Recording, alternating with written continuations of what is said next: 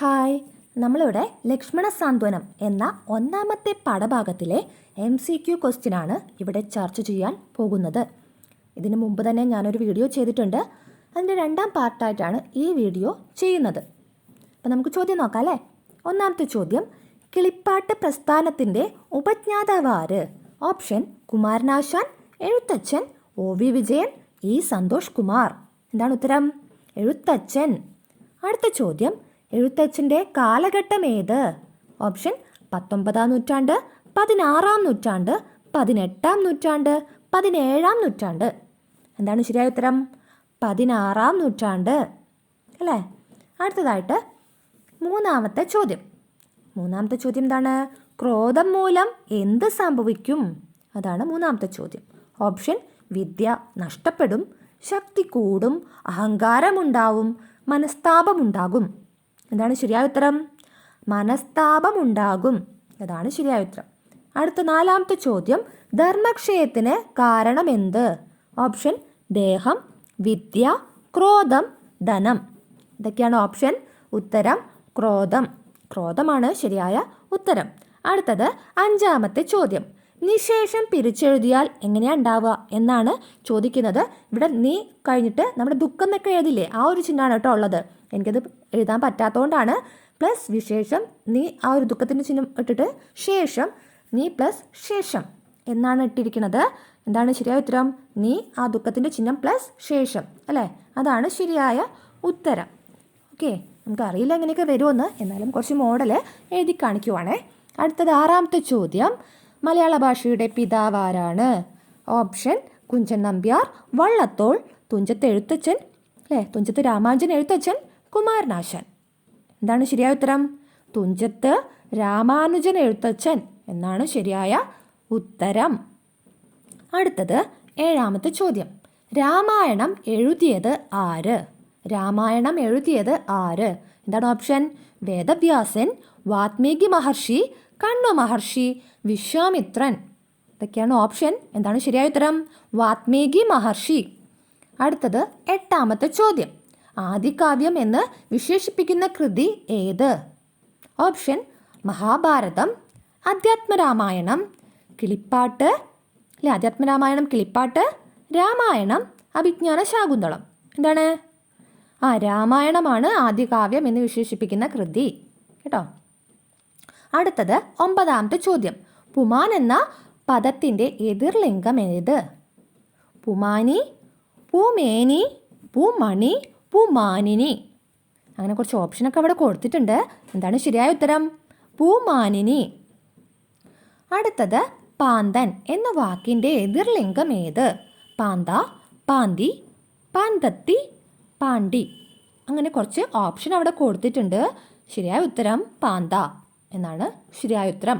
അടുത്തത് 11ാമത്തെ ചോദ്യം, മോഹൈകഹന്ത്രി എന്ന പദം പിരിച്ചെഴുതിയാൽ എങ്ങനെയാണ് ഉണ്ടാവുക എന്നാണ് ചോദിക്കുന്നത്. അവിടെ കുറച്ച് ഓപ്ഷൻ കൊടുത്തിട്ടുണ്ട്. മോഹ പ്ലസ് ഏക പ്ലസ് ഹന്ത്രി, മോഹക പ്ലസ് ഏക പ്ലസ് ഹന്ത്രി, മോഹ പ്ലസ് ഏക പ്ലസ് ഹൈന്ദ്രി. അങ്ങനെ കുറച്ച് ഓപ്ഷൻ കൊടുത്തിട്ടുണ്ട്. ഉത്തരം മോഹ പ്ലസ് ഏക പ്ലസ് ഹന്ത്രി. അടുത്തത് 12ാമത്തെ ചോദ്യം, ആരുടെ പട്ടാഭിഷേകമാണ് മുടങ്ങിയത്? ഭരതൻ്റെ, രാമൻ്റെ, ലക്ഷ്മണൻ്റെ, കൈകേയിയുടെ. എന്താണ് ഉത്തരം? രാമൻ്റെ.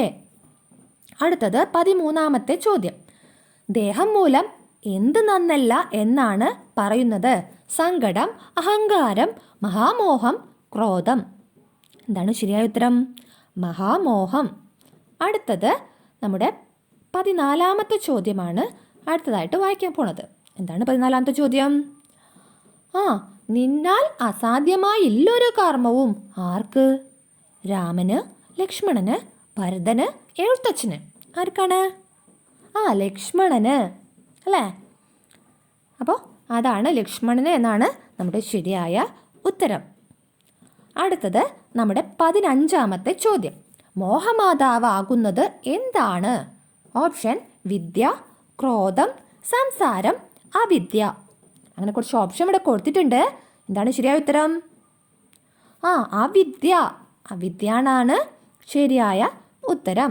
അടുത്തത് നമ്മുടെ 16ാമത്തെ ചോദ്യമാണ്, മോഹത്തെ നശിപ്പിക്കുന്നത് എന്ത്? ഓപ്ഷൻ അവിദ്യ, വിദ്യ, മോഹം, ക്രോധം. അങ്ങനെ കുറച്ച് ഓപ്ഷൻ ഇവിടെ കൊടുത്തിട്ടുണ്ട്. ശരിയായ ഉത്തരം എന്താണ്? ശരിയായ ഉത്തരം വിദ്യ. വിദ്യ എന്നാണ് ശരിയായ ഉത്തരം.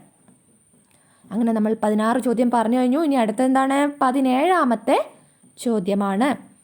മോക്ഷാർത്ഥി എന്തു ചെയ്യണം? ഓപ്ഷൻ അഹങ്കാരം കളയണം, വിദ്യാഭ്യാസം ചെയ്യണം, ക്രോധം ഉപേക്ഷിക്കണം. എന്താണ് ഉത്തരം? വിദ്യാഭ്യാസം ചെയ്യണം അല്ലേ? നമ്മുടെ ശരിയായ ഉത്തരം വിദ്യാഭ്യാസം ചെയ്യണം എന്നതാണ്. അങ്ങനെ നമ്മൾ 17 ചോദ്യങ്ങൾ ഇതവിടെ വായിച്ചു കഴിഞ്ഞു. എല്ലാവരും ഉത്തരങ്ങളൊക്കെ കാണുന്നുണ്ടല്ലോ അല്ലേ? തൊട്ട് താഴെ എഴുതിയിട്ടുണ്ട്. അടുത്തതായിട്ട് 18ാമത്തെ ചോദ്യമാണ്. മുക്തിക്ക് വിഘ്നം വരുത്തുന്നത് ആര്? മുക്തിക്ക് വിഘ്നം വരുത്തുന്നത് ആര്? ഓപ്ഷൻ വിദ്യ, ദേഹം, ക്രോധം, ലക്ഷ്മണൻ.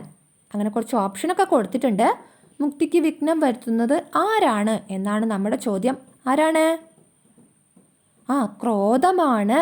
ക്രോധമാണ് മുക്തിക്ക് വിഘ്നം വരുത്തുന്നത് അല്ലേ? അങ്ങനെ നമ്മൾ 18 ചോദ്യങ്ങൾ ഇവിടെ പറഞ്ഞു കഴിഞ്ഞു. ഇനി അടുത്തതായിട്ട് 19ാമത്തെ ചോദ്യമാണ്. ആരാണ് ക്രോധം ഉപേക്ഷിക്കേണ്ടത്? ഓപ്ഷൻ ലക്ഷ്മണൻ, ശ്രീരാമൻ, ബുധജനം, എഴുത്തച്ഛൻ അല്ലേ? 4 ഓപ്ഷൻ ഇവിടെ കേട്ടല്ലോ എല്ലാവരും. എന്താണ് ശരിയായ ഉത്തരം? ബുധജനമാണ് അല്ലേ? അടുത്തത് 20ാമത്തെ ചോദ്യം. മനസ്താപമുണ്ടാകുന്നത് എന്തുകൊണ്ടാണ്? ഓപ്ഷൻ അവിദ്യ മൂലം, ക്രോധം മൂലം, മോഹം മൂലം. അങ്ങനെ അവിടെ 3 ഓപ്ഷൻ കൊടുത്തിട്ടുണ്ട്. മനസ്താപം ഉണ്ടാകുന്നത് എന്തുകൊണ്ടാണ് എന്നാണ് നമ്മുടെ ചോദ്യം. എന്താണ് ഉത്തരം? ക്രോധം മൂലം. അങ്ങനെ നമ്മുടെ MCQ ഇവിടെ തൽക്കാലം കഴിയുകയാണ്. ഇനിയും അടുത്ത പാർട്ട്